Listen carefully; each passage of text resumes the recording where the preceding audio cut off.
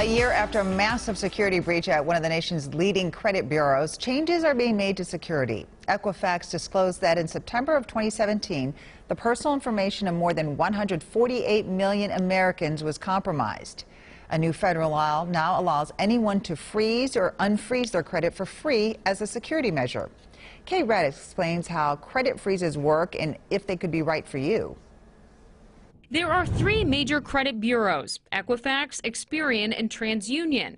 But when one was hacked, it prompted lawmakers to rethink security across the board. With the Equifax breach, we were what was hacked.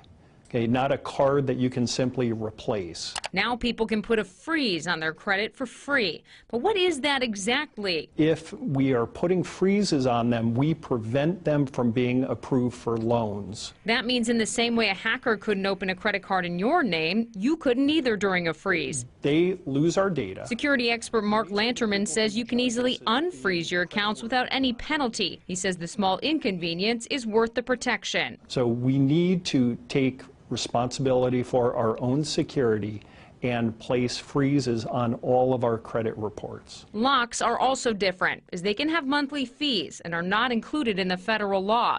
You can even freeze credit for your children under the age of 16. It's very common for criminals to apply for credit using the name and social security numbers of children. How long until your family's information is safe? The reality is, if it was compromised in the breach, it's out there forever.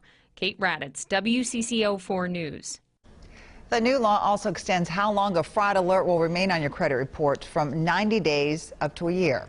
Fraud alerts are less severe than a freeze and will alert you only after suspicious activity has been detected.